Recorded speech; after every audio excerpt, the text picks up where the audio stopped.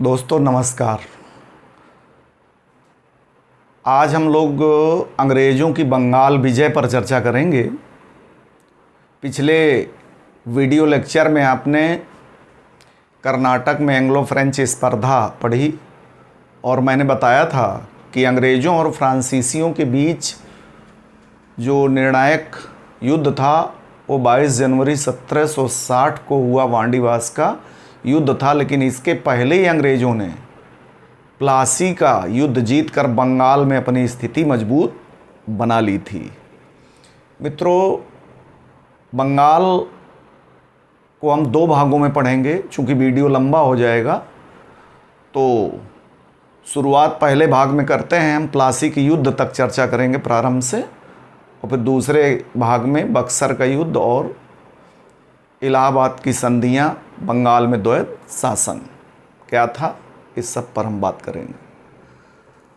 आप जानते हैं कि बंगाल का महत्व अंग्रेज़ों ने भली भांति समझा और अंततः भारत में जो प्रारंभिक सत्ता का केंद्र बंगाल को बनाया। अगर हम थोड़ा सा बैक में जाएं, पीछे जाएं, तो आप देखेंगे कि सल्तनत काल में दिल्ली के सुल्तानों की बड़ी ढीली ढाली पकड़ बंगाल में रही।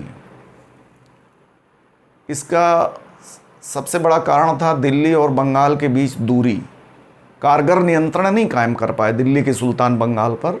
सबसे पहले बख्तियार खलजी ने 1205 में बंगाल को जीता था। उस समय सेन वंश का शासक लक्ष्मण सेन शासन कर रहा था नादिया को राजधानी बना करके। वो नादिया छोड़कर उत्तरी बंगाल की ओर चला जाता है भागकर, और बख्तियार खलजी दक्षिण पश्चिमी बंगाल को जीतकर लखनौती को बंगाल की राजधानी बनाता है।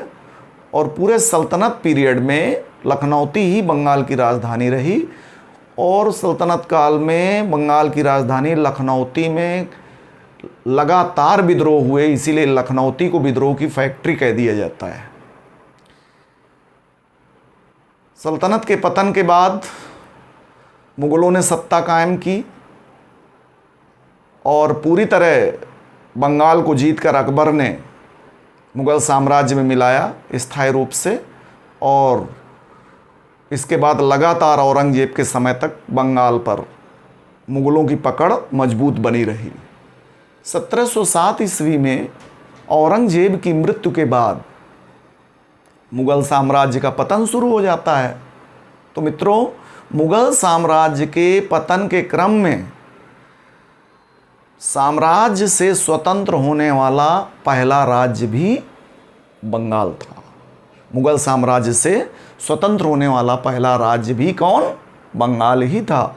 और बंगाल की स्वतंत्रता का संस्थापक, स्वतंत्रता की नींव रखने वाला माना जाता है मुर्शीद कुली खां को। ये मैंने क्रम लिख दिया है। ये आप क्रोनोलॉजिकल क्वेश्चन बहुत आते हैं सिविल वगैरह में। इधर जैसे आप गौर करके देखे होंगे कि सिविल हो, यूजीसी हो, इन परीक्षाओं में 4 शासक दे दिए गए। क्रम से लगाइए, क्रम डिस्टर्ब करके दे दिया गया। 4 युद्ध दे दिए गए, 4 संधियां दे दी गई, उनको आप अरेंज करिए, क्रम से लगाइए, है ना। तो इसको ध्यान में रखते हुए हमेशा आप शासकों का क्रोनोलॉजी, डेट अब नहीं पूछी जाती है। आप सोचते हैं कि डेट पढ़ना बहुत ज़रूरी इतिहास में। एक कॉन्सेप्चुअल तरीके से आप घटनाक्रम को पढ़ेंगे तो एक खाका दिमाग में आपके बना रहेगा और कभी सवाल आपका गलत नहीं होगा। चाहे सिविल में हो, चाहे आप टीजीटी पीजीटी की परीक्षा दे रहे हों, है ना, समान रूप से आप उपयोग कर सकते हैं इन लेक्चर्स का। तो बंगाल की स्वतंत्रता का संस्थापक कौन? मुर्शीद कुली खां को माना जाता है। सबसे पहले औरंगजेब ने 1700 ईस्वी में 1700 एडी में मुर्शीद कुली खां को बंगाल का दीवान अपॉइंट किया था, बंगाल का दीवान बनाया था। फिर उत्तरकालीन मुगल बादशाह फर्रुखसियर ने 1717 ईस्वी में मुर्शीद कुली खां को बंगाल का सूबेदार नियुक्त किया। देखिए कब नियुक्त किया, 1717 ईस्वी में, और उसी समय से ये बंगाल में स्वतंत्र शासन करना शुरू कर देता है, यानी अपने कानून बनाता है और उन्हें लागू करता है। मुगल दरबार के कानून नहीं मानता है, लेकिन मुगल दरबार से नाम मात्र का संबंध बनाए रखता है, संबंध विच्छेद भी नहीं करता, स्वतंत्र शासन शुरू कर देता है, अपने कानून बनाता है। सिर्फ दिल्ली को यानी मुगल दरबार को टैक्स भेजता रहता है, एनुअल टैक्स, सालाना कर, ठीक है, नाम मात्र को संबंध बनाए रखता है। इसी मुर्शीद कुली खां ने अपने नाम पर मुर्शिदाबाद शहर बसाया था।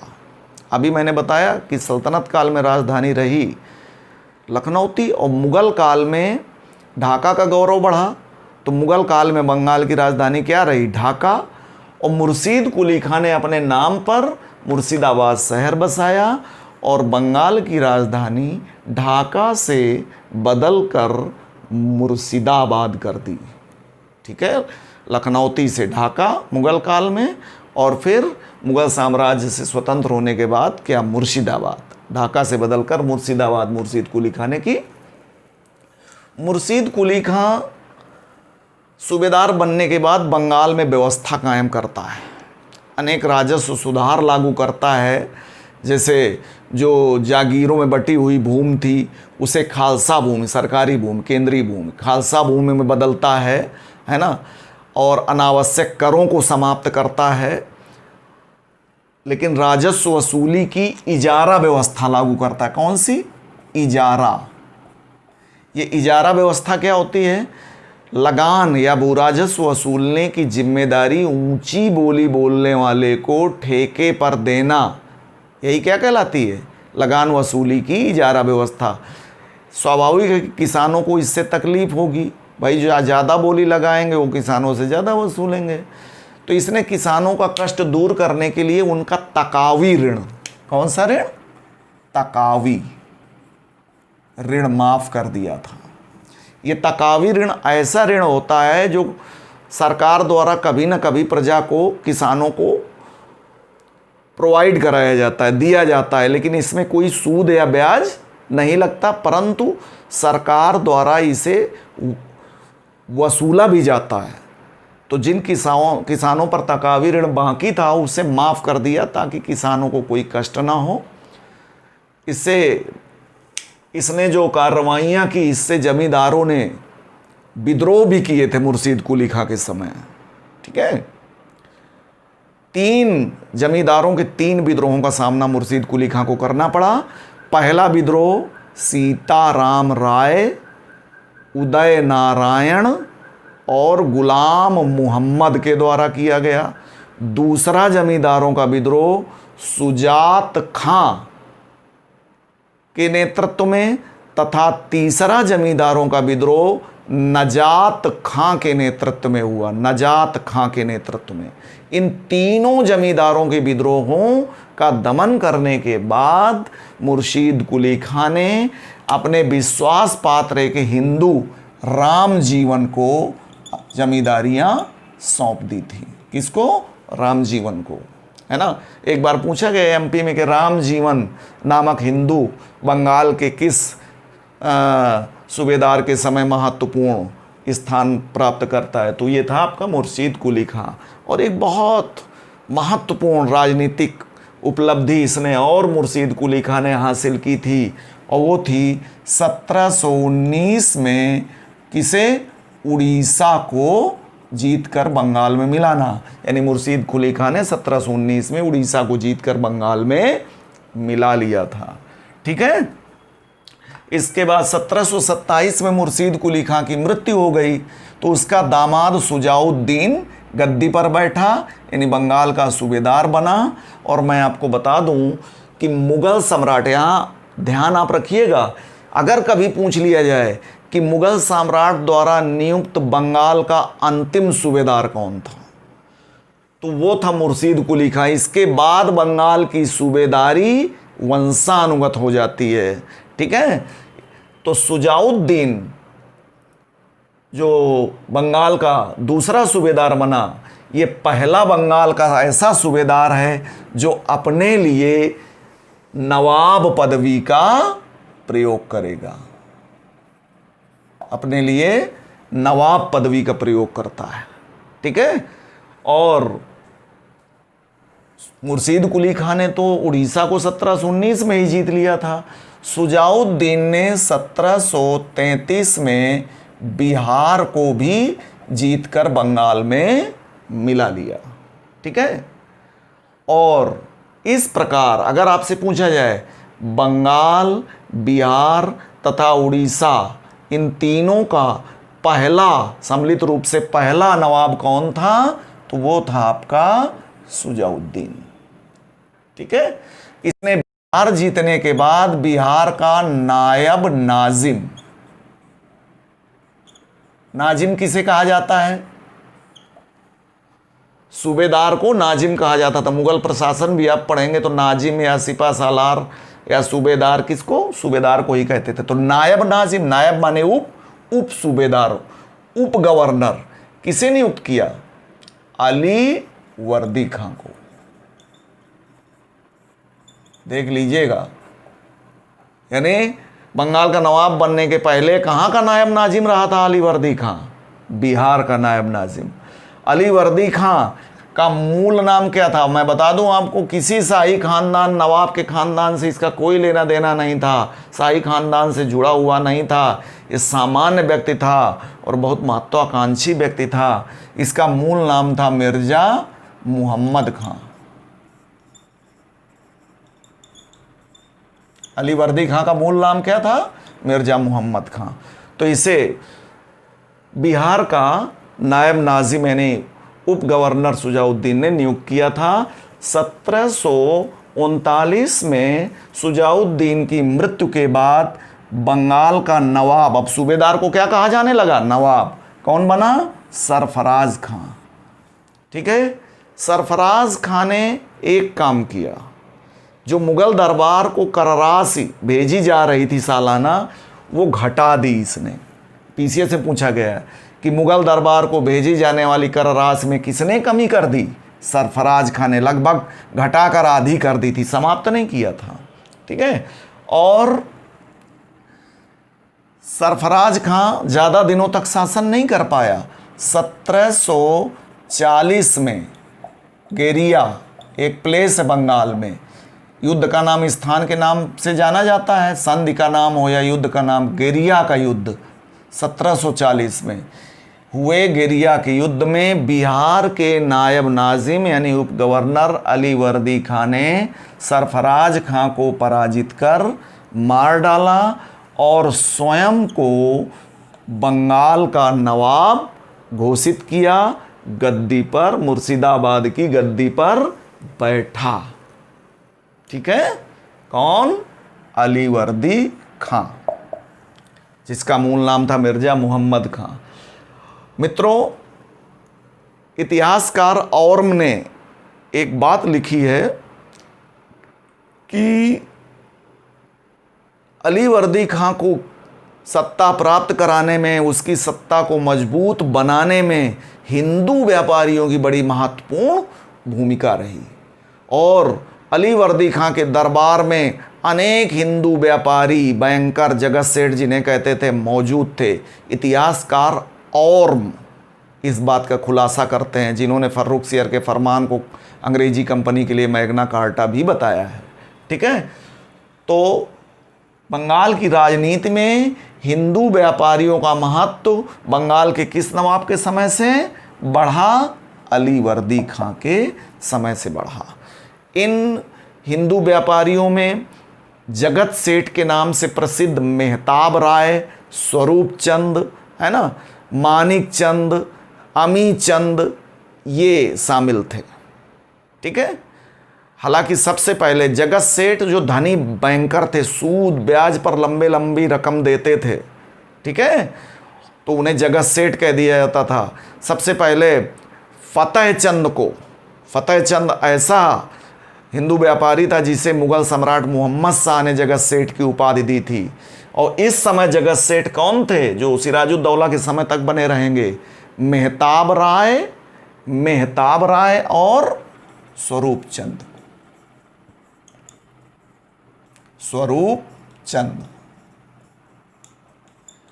ने जगत सेठ की उपाधि मिली। इसके पहले मुगल सम्राट मोहम्मद शाह ने किसे जगत सेठ की उपाधि दी? फतेह चंद को। फतेह चंद, ठीक है। अमी चंद धनी व्यापारी, मानिक चंद धनी व्यापारी, ये सब अली वर्दी खां के समय से महत्व पाते हैं। मित्रों, अली वर्दी खां ने बलपूर्वक सत्ता हथियाई थी, इसकी हत्या करके, सरफराज खां को पराजित कर उसकी हत्या करके।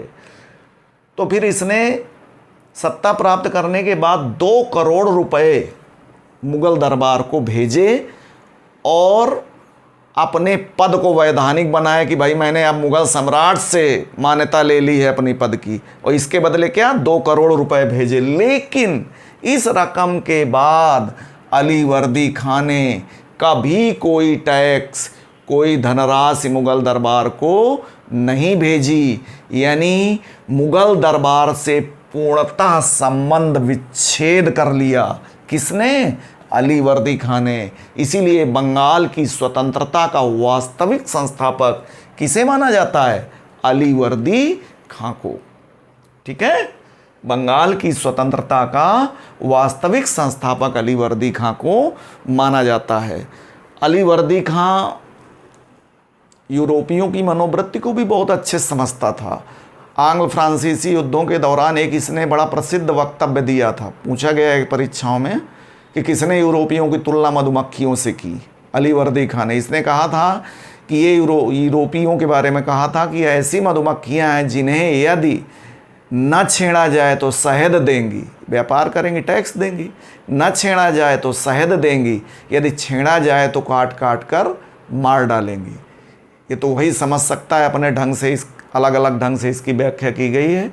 यूरोपियों की इस मनोवृत्ति को समझते हुए भी अली वर्दी खां ने कभी भी किसी यूरोपी व्यापारी को बंगाल में, है ना, प्राप्त व्यापारिक सुविधा का दुरुपयोग नहीं करने दिया। अली वर्दी खां ने सख्त शासन रहा, ठीक है। मराठों के अक्सर इस समय तीसरा पेशवा था बालाजी बाजीराव, जानते हैं, पीक पर थे मराठे, और मराठों के खूब आक्रमण हो रहे थे उत्तर भारत में, बंगाल पर भी होते रहते थे। तो अली वर्दी खां ने इन मराठा हमलों से निजात पाने के लिए, है ना, 1751 में जब मराठा सरदार रघुजी भोसले ने बंगाल पर आक्रमण किया तो 1751 में मराठों से एक संधि कर ली थी। इस संधि के तहत 12 लाख रुपए वार्षिक चौथ, मराठे जो टैक्स वसूलते थे, क्या कहते थे एक टैक्स? चौथ। मैं बताऊंगा चौथ सरदेश मुखी क्या है जब मराठे पढ़ाऊंगा। 12 लाख रुपए वार्षिक चौथ के रूप में देना और उड़ीसा का काफ़ी बड़ा भाग मराठों को देना स्वीकार किया था अली वर्दी खां ने, ठीक है। अली वर्दी खां का कोई पुत्र नहीं था, लेकिन 3 बेटियां थीं इसकी, ठीक है। इसका कोई पुत्र नहीं था, इसकी 3 बेटियां थीं। मैं इसको मिटा दे रहा हूं। 3 बेटियां थीं, और तीनों बेटियों में जो बड़ी बेटी थी पहले नंबर की, वो उसका नाम क्या था? घसीटी बेगम। और दूसरी थी मायमुना बेगम, और तीसरी थी अमीना बेगम, है ना। ये ब्याही थी ढाका में, और ये ब्याही थी पूर्णिया में, और ये ब्याही थी कहाँ? पटना में। तो सबसे छोटी थी कौन? अमीना बेगम। अमीना बेगम, और अमीना बेगम का ही पुत्र था सिराजुद्दौला। सिराज नाम था, सिराजुद्दौला के नाम से आगे नवाब बनेगा मायमुना बेगम का जो पुत्र था, वो पूर्णिया की सूबेदारी भी संभाल रहा था। कौन था? मायमुना बेगम का पुत्र शौकत जंग।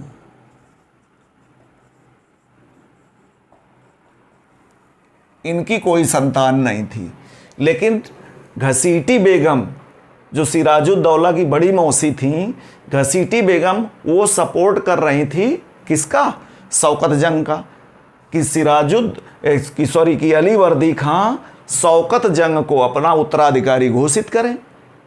ठीक है, लेकिन अली वर्दी खां ने अपनी पटना वाली सबसे छोटी बेटी अमीना बेगम के पुत्र सिराज यानी सिराजुद्दौला को अपना उत्तराधिकारी घोषित कर दिया। अतः शेष दोनों बेटियां व उनके सारे संबंधी सिराजुद्दौला के विरोधी हो गए। ठीक है, सारे संबंधी किसके विरोधी हो गए? सिराजुद्दौला के। और विरोधियों में कौन कौन शामिल हैं? मायमुना बेगम की तो उस समय तक मृत्यु हो गई थी, यानी सिराजुद्दौला के विरोधियों में कौन कौन शामिल हैं? घसीटी बेगम, बड़ी मौसी घसीटी बेगम। घसीटी बेगम का दीवान था राजवल्लभ का पुत्र था कृष्णवल्लभ, और पूर्णिया वाली बेटी का पुत्र शौकत जंग, है ना। ये सब एक गुट था और चाहते थे शौकत जंग अगला नवाब बने बंगाल का। दूसरी तरफ अली वर्दी खां ने सबसे छोटी बेटी के पुत्र सिराजुद्दौला को उत्तराधिकारी नियुक्त किया। तो ये बंगाल में सत्ता को लेकर विवाद शुरू हो गया। जैसे ही अली वर्दी खां ने सिराज को उत्तराधिकारी घोषित किया, अंग्रेज ताक में बैठे थे। अंग्रेजों ने तुरंत सिराज के विरोधियों से संपर्क किया, है ना। क्या चाल थी? अंग्रेज क्या सोच रहे थे कि इन्हीं विरोधियों में किसी एक को बंगाल का नवाब बनाने में सपोर्ट कर दें और हमारे सपोर्ट से वो बंगाल का नवाब बन जाए, तो फिर हम जो चाहेंगे बंगाल में करेंगे। हालांकि इस समय तो नहीं सफल हुए अंग्रेज, लेकिन आगे सफल भी होते हैं। आप देखेंगे प्लासी का युद्ध करना पड़ता है इसके लिए। ठीक है, तो अंग्रेजों ने तुरंत सिराजुद्दौला के विरोधियों से संपर्क किया, लेकिन इन विरोधियों और अंग्रेजों के न चाहते हुए भी अली वर्दी खां की 1756 में अली वर्दी खां की मृत्यु के बाद सिराजुद्दौला बंगाल का नवाब बन गया। ठीक है, सिराजुद्दौला बंगाल की गद्दी में प्राप्त करने में सफल रहा। देख रहे हैं, कार्यकाल केवल 1 साल, घटनाएं सबसे ज्यादा। ठीक, यानी सिराजुद्दौला और अंग्रेजों के बीच तनाव पहले से चल रहा था, क्योंकि सिराजुद्दौला के विरोधियों का सपोर्ट कर रहे थे अंग्रेज। और इतना नहीं, सिराजुद्दौला के विरोधियों को शरण भी दिए हुए थे। अंग्रेजों की जो ये कलकत्ता प्रेसिडेंसी है, वहाँ पे जब ये नवाब बन गया तो अब स्वाभाविक है सबकी खबर लेगा। तो यहाँ पर जो सिराजुद्दौला के विरोधी हैं, कह सकते हैं उनमें शौकत जंग और कृष्णवल्लभ, इन दोनों को इसी फोर्ट विलियम यानी कलकत्ता प्रेसिडेंसी ने शरण दे रखी थी, वहीं मौजूद थे ये दोनों। ठीक है, तो तनाव अंग्रेजों और सिराजुद्दौला के बीच पहले से चला आ रहा था। अच्छा, एक परंपरा थी बंगाल में कि कोई नया नवाब गद्दी पर बैठता था तो जितने यूरोपी बंगाल में व्यापार कर रहे होते थे, नए नवाब के दरबार में पहुंचते थे और उसे नजराना भेंट करते थे। रिवाज था, लेकिन और सब फ्रांसीसी वगैरह पहुँचे सिराजुद्दौला के दरबार में, लेकिन अंग्रेज नजराना लेके नहीं पहुँचे। ऊपर से विरोधियों की शरण दी। ठीक है, तनाव पहले से था। गद्दी पर बैठने के बाद हालांकि तुरंत अंग्रेजों को निर्देश दिया सिराजुद्दौला ने कि मेरे विरोधियों को शौकत जंग और कृष्णवल्लभ को आपने जो शरण दे रखी है मुझे सौंपो। अंग्रेज कोई प्रतिक्रिया नहीं, सौंपने से के लिए तैयार नहीं थे अंग्रेज। हालांकि बाद में अक्टूबर 1756 में मनिहारी के युद्ध, बंगाल में प्लेस है मनिहारी के युद्ध में सिराजुद्दौला ने अपने विरोधी, जिसे अंग्रेज और उस सिराज के अन्य विरोधी बंगाल की गद्दी पर बैठाना चाहते थे, किसको, शौकत जंग को पराजित कर मार डाला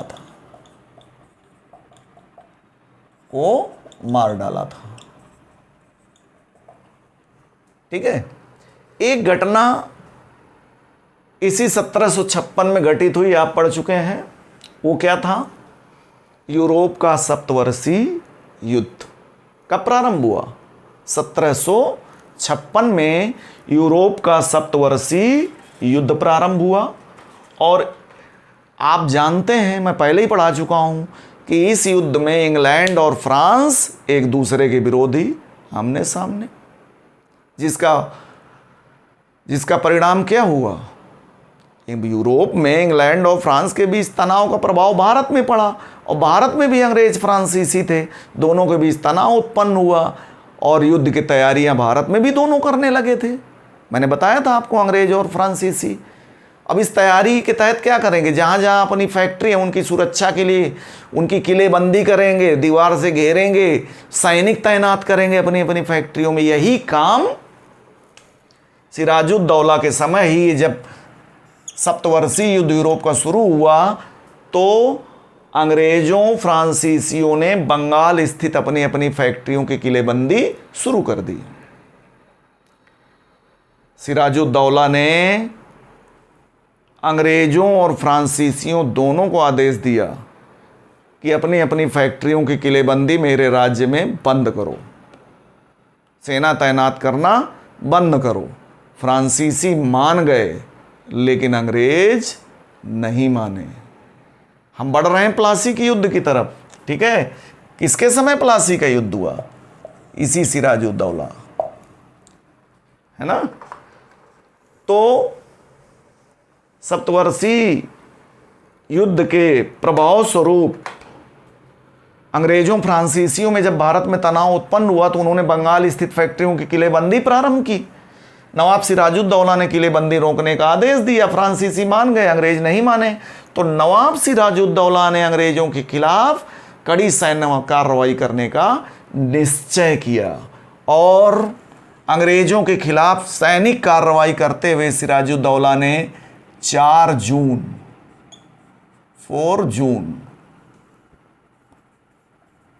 1756 को, है ना, कासिम बाजार, अंग्रेजों की फैक्ट्री कासिम बाजार पर अधिकार कर लिया, ठीक। इसके बाद देर नहीं लगाई, 15 जून 1756 को फोर्ट विलियम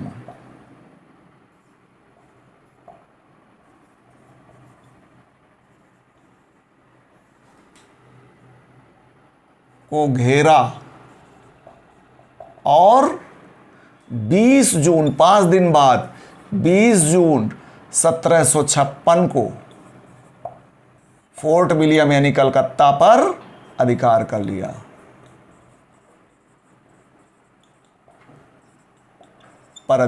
लिया। अब देखिए,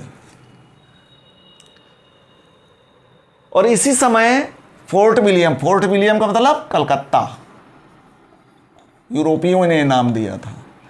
20 जून 1756 को फोर्ट विलियम पर अधिकार कर लिया, और इस समय भी अंग्रेजों ने बंगाल से भागकर, जब नवाब ने सैन्य कार्रवाई की, तो अंग्रेजों ने बंगाल की खाड़ी स्थित ज्वारग्रस्त द्वीप फुल्टा में शरण ली, है ना। जैसे कल मैंने बताया था, औरंगजेब ने कार्रवाई की थी तो भी फुल्टा में शरण लिए थे।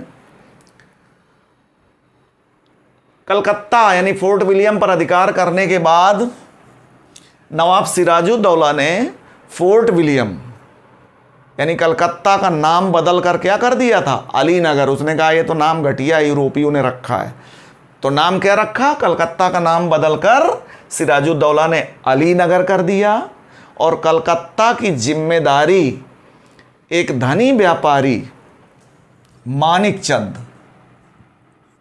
एक धनी व्यापारी मानिकचंद को सौंपकर वापस नवाब सिराजुद्दौला वापस राजधानी मुर्शिदाबाद लौट गया। ठीक है, आप कहेंगे कि इतना जल्दी कैसे नवाब सिराजुद्दौला को सफलता मिल गई?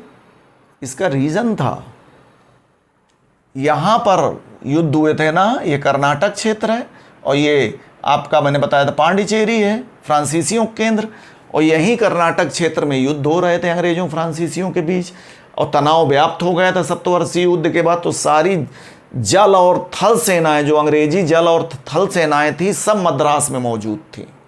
ठीक है, इसीलिए नवाब जल्दी जल्दी अंग्रेजों के केंद्रों पर कब्जा करने में सफल रहता है, और कलकत्ता का नाम बदलकर अलीनगर किया। मानिकचंद को कलकत्ता की जिम्मेदारी सौंपी, वापस मुर्शिदाबाद लौट गया। 20 जून 1756 की घटना को आधार बनाकर मिस्टर जे जेड हालवेल ने ब्लैक होल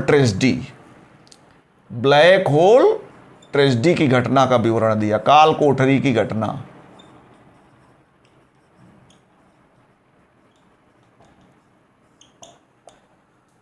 ये क्या है ब्लैक होल ट्रेजेडी? किस दिन ब्लैक होल ट्रेजेडी, ये भी पूछा गया है। 20 जून 1756।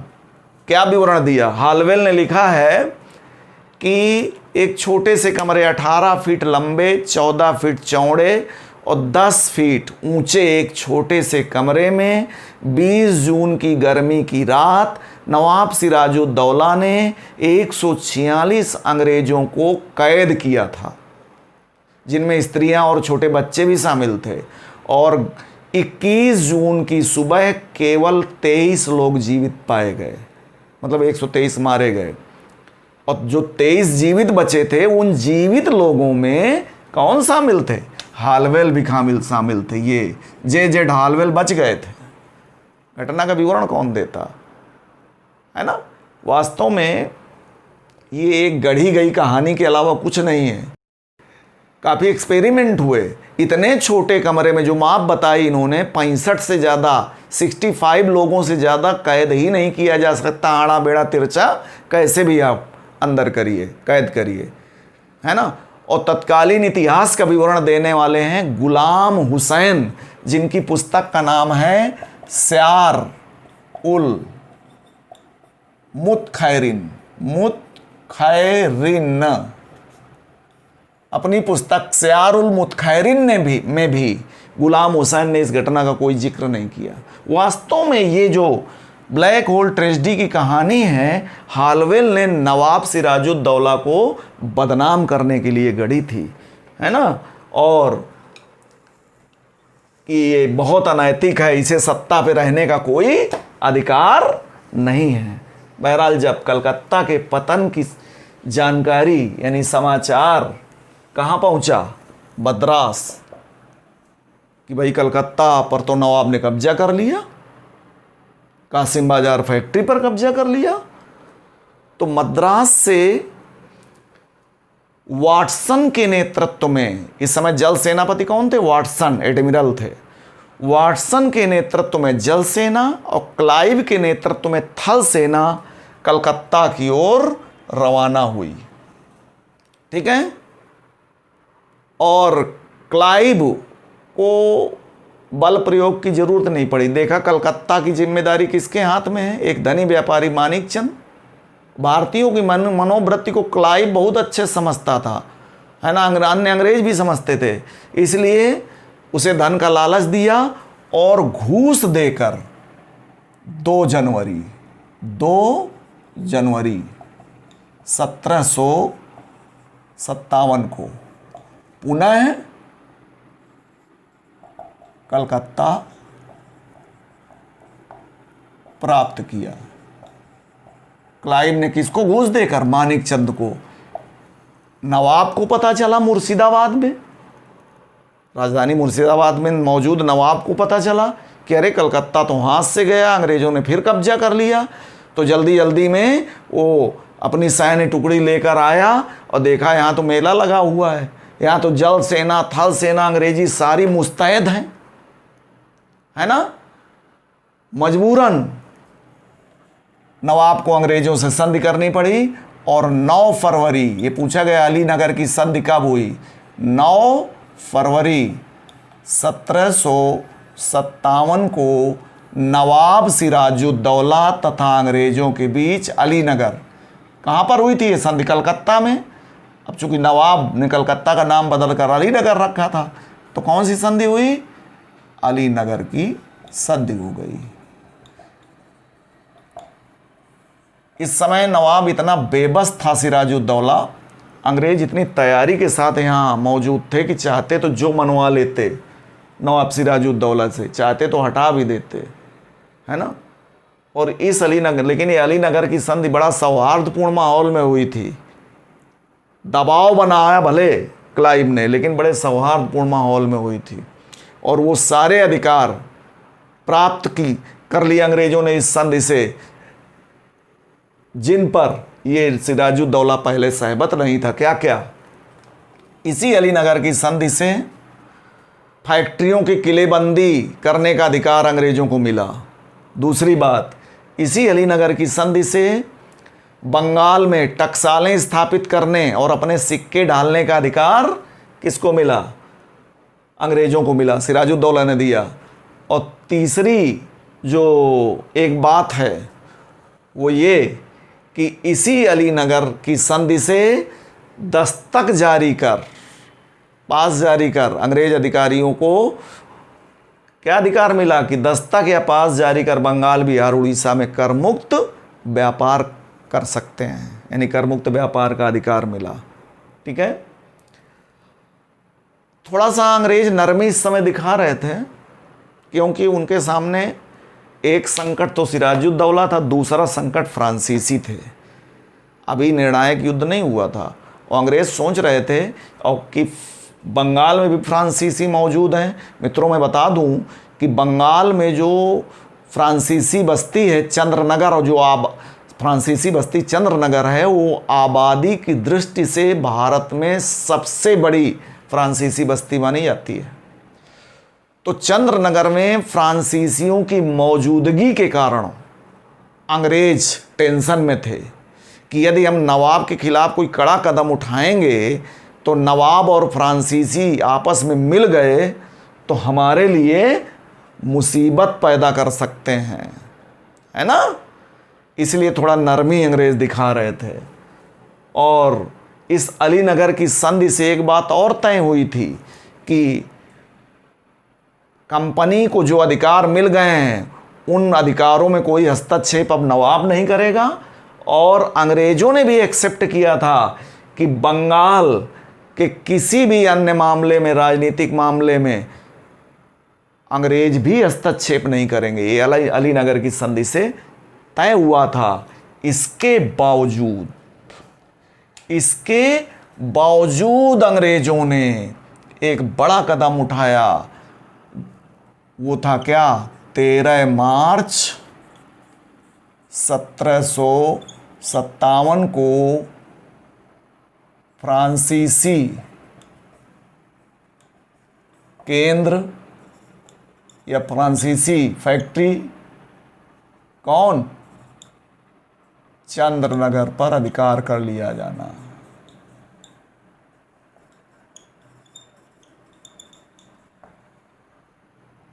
है ना, किसने अधिकार कर लिया, अंग्रेजों ने। जबकि अली नगर की संधि में मौजूद था कि ये बात बिल्कुल एकदम अंग्रेजों को ने स्वीकार की थी कि हम कोई ऐसा कदम नहीं उठाएंगे। इसके बावजूद अंग्रेजों ने 13 मार्च 1757 को बंगाल स्थित फ्रांसीसी बस्ती चंद्रनगर पर अधिकार कर लिया। नवाब नाराज हो गया सिराजुद्दौला, उसने इसे अंग्रेजों द्वारा किया गया अली नगर की संधि का उल्लंघन बताया। उल्टे अंग्रेजों ने नवाब पर आरोप लगाना शुरू कर दिया कि नवाब सिराजुद्दौला फ्रांसीसियों के साथ मिलकर अंग्रेजों के खिलाफ षड्यंत्र कर रहा है। और इस आरोप प्रत्यारोप का अंतिम परिणाम क्या हुआ? 23 जून 1757 को प्लासी के युद्ध के रूप में हुआ। कब? 23 जून 1757। कौन सा युद्ध? प्लासी का युद्ध। कैसे? यदि कभी आपसे पूछा जाए कि प्लासी के युद्ध का तात्कालिक कारण क्या था, यानी कारण क्या था, कौन सी ऐसी घटना थी कि दोनों प्लासी के युद्ध की ओर अग्रसर हुए, नवाब और अंग्रेज? अंग्रेजों द्वारा फ्रांसीसी बस्ती चंद्रनगर पर अधिकार कर लिया जाना। और जब चंद्रनगर पर, अब देखिए कैसे प्लासी के युद्ध की तरफ बढ़ते हैं। अब दोनों की सैन्य तैयारियां भी शुरू हो गई। इधर अंग्रेज, उधर नवाब अपनी अपनी सैनिक तैयारियां करने लगे। षड्यंत्रों का दौर शुरू हुआ। एक्चुअली में ये जो चंद्रनगर पर अंग्रेजों द्वारा किया गया अधिकार है, इस कदम से बंगाल में जो अंग्रेजों को फ्रांसीसियों का भय था वो समाप्त हो गया। अब खुलकर अंग्रेज नवाब सिराजुद्दौला के विरुद्ध कार्रवाई कर सकते थे। तो चंद्रनगर पर कब्जा हो जाने के बाद अंग्रेजों की कलकत्ता परिषद ने रॉबर्ट क्लाइव को अथॉरिटी दी, अधिकृत किया कि वह नवाब सिराजुद्दौला को सत्ता से हटाने की योजना बनाएं, ताकि बंगाल में हमारा होल्ड हो सके और हमारे आय के स्रोत बढ़ सकें। ठीक है। तो क्लाइव ने क्या किया? क्लाइव ने नवाब के विरोधियों से मिलकर नवाब के खिलाफ, नवाब सिराजुद्दौला के खिलाफ षड्यंत्र तैयार करने के लिए कार्य शुरू किया। इस समय नवाब सिराजुद्दौला के विरोधियों में कौन कौन शामिल थे? नवाब सिराजुद्दौला के विरोधियों में इसका मुख्य सेनापति मीर जाफर शामिल था। मीर जाफर के अन्य सैन्य सहयोगी राय दुर्लभ, यार लतीफ, और प्लस जगत सेठ जैसे धनी बैंकर, जिनमें शामिल थे मेहताब राय और कौन थे जगत सेठ? मेहताब राय एवं स्वरूप चंद। अच्छा, नवाब का मुख्य सेनापति कौन था? मीर जाफर। ये क्यों नवाब के विरुद्ध था? नवाब ने मीर मदान मोहन लाल जैसे नए सैनिक अधिकारियों को ज़्यादा प्रेफरेंस दे रहा था। इस कारण मीर जाफर और सिराजुद्दौला के बीच, नवाब सिराजुद्दौला के बीच तनाव चल रहा था। और अंग्रेज अपने जासूस फिट किए रहते थे। पूरा हालचाल उन्हें पता था कि कौन सिराजुद्दौला के विरोधी हैं। और व्यापारी इनके साथ अमी चंद वगैरह भी थे। ये पहले नवाबों के साथ रहे, अब देखा कि अंग्रेज प्रभावशाली हो रहे हैं तो पाला बदल लिया।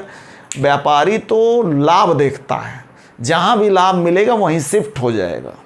ठीक है। तो ये सब नवाब सिराजुद्दौला के विरोधी थे।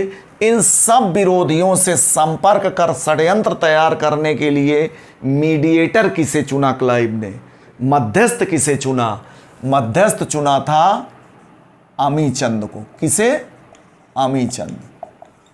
और अमी चंद जो कलकत्ता का धनी व्यापारी था, अमी चंद के साथ कासिम बाजार फैक्ट्री के हेड वाटसन को भी लगाया गया था। मेन मध्यस्थ ये हैं, सहयोगी वाटसन के रूप में कार्य करेंगे। अब अमी चंद ने बारी बारी से बातचीत शुरू की नवाब सिराजुद्दौला के सभी विरोधियों से, और अंततः एक फाइनल कॉन्स्पिरेसी तैयार की, षड्यंत्र तैयार किया, है ना। तय ये हुआ कि सिराजुद्दौला को हटाने के बाद मीर जाफ़र को, उसी के मुख्य सेनापति मीर जाफ़र को, है ना, नवाब बनाया जाएगा और मीर जाफ़र अंग्रेज़ों का साथ देगा। नवाब बनने के बाद क्या क्या सुविधाएं अंग्रेज़ों को देगा वो सब तैयार षड्यंत्र में, योजना में शामिल थी। षड्यंत्र तैयार होने के बाद सभी षड्यंत्रकारियों की बैठक दिल्ली में हुई। 10 जून 1700, युद्ध की तैयारियां भी जारी हैं। 10 जून 1757 को षड्यंत्रकारियों की कहाँ, कलकत्ता में बैठक हुई। इस बैठक में सारे षड्यंत्रकारी शामिल थे, गुप्त बैठक थी। इसी बैठक में अमीचंद ने, अब धनी व्यापारी था जो मध्यस्थक काम किया था, अमीचंद ने नवाब के खजाने का आधा भाग मांगा और 30 लाख रुपया नगद मांगा। क्लाइव से कहा मुझे नवाब सिराजुद्दौला के खजाने का आधा भाग चाहिए और 30 लाख रुपए नगद चाहिए, और कहा अगर मेरी बात नहीं मानोगी तो मैं षड्यंत्र का खुलासा कर दूंगा। बड़ी विषम स्थिति क्लाइव चालू था। उसने जाली दस्तावेज पर जाली कागज तैयार कराया, हस्ताक्षर किया, ठीक है खजाना मिलने तो दो नवाब साहब का, जब नवाब का खजाना मिलेगा तभी देंगे आपको, हमारे पास अभी क्या है। तो कहा नहीं, इसका बाकायदे कांटेक्ट होना चाहिए। तो क्लाइव ने एक 2 कागज़ों पर, आपने किताबों में पढ़ा होगा, लाल कागज़ पर फर्जी शर्तें लिखी गई, यानी जाली दस्तावेज तैयार कराया लाल कागज़ पर और असली दस्तावेज तैयार कराया सफ़ेद कागज़ पर, और दोनों पे साइन करा लिए, ठीक है, संतुष्ट कर दिया। किस पर? जाली दस्तावेज पर वाटसन ने हस्ताक्षर करने से मना कर दिया था। ये तो अमीचंद, वाटसन ने कहा ये तो अमीचंद के साथ धोखा है, लेकिन वाटसन के भी फर्जी हस्ताक्षर क्लाइव ने कर दिए थे, अमीचंद को संतुष्ट किया, ठीक है इस समय। और फिर आरोप प्रत्यारोप का दौर, सैन्य तैयारी पहले से जारी थी। अंततः मुर्शिदाबाद से 19 मील दूर, है ना, भागीरथी नदी के किनारे ज़्यादा निकट पड़ेगा, कौन सा प्लेस, प्लासी। 23 जून 1757 को प्लासी नामक स्थान पर अंग्रेजी सेना तथा नवाब सिराजुद्दौला की सेना के बीच युद्ध हुआ। और आपको बता दूं कि इस युद्ध में अंग्रेजी सेना का नेतृत्व किया था रॉबर्ट क्लाइव ने, और नवाब सिराजुद्दौला की सेना का नेतृत्व कर रहा था नवाब का मुख्य सेनापति मीर जाफ़र, जो अंग्रेज़ों से मिला हुआ था, ठीक है। आपको बता दूं कि षड्यंत्रकारी मीर जाफ़र के नेतृत्व में नवाब की सेना का अधिकांश भाग युद्ध में उतरा ही नहीं। नवाब की सेना का एक छोटा सा भाग मीर मदान और मोहनलाल के नेतृत्व में बहादुरी से लड़ा, लेकिन ये दोनों युद्ध के शुरू में ही मारे गए। दोपहर के समय तक नवाब की सेना बुरी तरह पराजित होने लगी थी, तो नवाब सिराजुद्दौला ने अपने शिविर में बुलाया मीर कासिम को। उसे तो पता नहीं कौन सा षड्यंत्र है, कौन सी खिचड़ी पकी है, और कहा अब आप मेरी इज्जत आपके हाथ में है। नवाब सिराजुद्दौला को सलाह दी विश्वासघाती मीर जाफ़र ने कि ऐसा करिए, आप मुर्शिदाबाद की ओर प्रस्थान करिए और युद्ध की कमान सेनापतियों को सौंप दीजिए, मुर्शिदाबाद बचाइए। तो ये सलाह मानकर नवाब सिराजुद्दौला 2000 घुड़सवारों के साथ दोपहर में ही मुर्शिदाबाद के प्लासी से मुर्शिदाबाद को प्रस्थान करता है, और अंततः सिराजुद्दौला की हत्या मीर जाफ़र के पुत्र मीरन ने मुहम्मद बेग के द्वारा करवाई। जिसने की थी वो कौन था? मुहम्मद बेग से कराई, है ना। मीरन ने गिरफ्तार कराया और मोहम्मद बेग ने मीरन के कहने पर ही सिराजुद्दौला की हत्या कर दी, है ना। और नवाब की ओर से लड़ रही फ्रांसीसी सैन्य टुकड़ी भी पराजित हो गई। स्पष्ट रूप से अंग्रेजों को विजय मिली। इतिहासकारों ने क्या लिखा है, अलग अलग पुस्तकों में पढ़ेंगे कि ये युद्ध ना होकर के एक झड़प मात्र थी। ये ऐसा युद्ध था जो सुबह होकर सायंकाल समाप्त हो गया था, है ना। ये भी पढ़ेंगे आप कि ये ऐसा युद्ध था जो युद्ध भूमि में सेना के उतरने के पहले ही अंग्रेजों ने षड्यंत्र के बल पर जीत लिया था। इस युद्ध के, है ना, परिणाम पर चर्चा करते हुए बंगाली कवि हैं नवीन चंद्र सेन। उन्होंने लिखा कि भारत में शाश्वत दुख की काली रात का प्रारंभ हुआ, इस युद्ध पर चर्चा करते हुए। और जदुनाथ सरकार ने, जेएन सरकार ने क्या लिखा है कि 23 जून 1757 को मध्य युग का अंत और आधुनिक युग का प्रारंभ हुआ। आप जानते हैं कि तय शर्तों के अनुरूप क्लाइव मीर जाफर को ले गया, मुर्शिदाबाद की गद्दी पर बैठाता है बंगाल के नवाब के रूप में मीर जाफर को, ठीक है। और मीर जाफर क्लाइव को 2,34,000 पाउंड की नगद धनराशि देते हैं। हालवेल को भी नगद धन देते हैं। 50 लाख रुपए अंग्रेज नाविकों के लिए देते हैं। साथ में मीर जाफर क्या देते हैं, बंगाल के 24 परगना नामक महत्वपूर्ण जिले की जमींदारी कंपनी को देते हैं। किसको देते हैं, कंपनी को। और क्लाइव की कृपा से ये 1757 में ही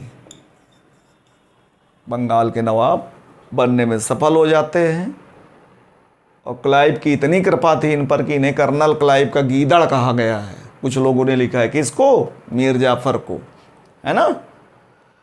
और मीर जाफर भी अधिक दिनों तक, क्लाइव जब तक रहेगा तो कोई खास प्रभाव नहीं पड़ेगा, भले ही कोई स्वतंत्र निर्णय नहीं ले पाएंगे।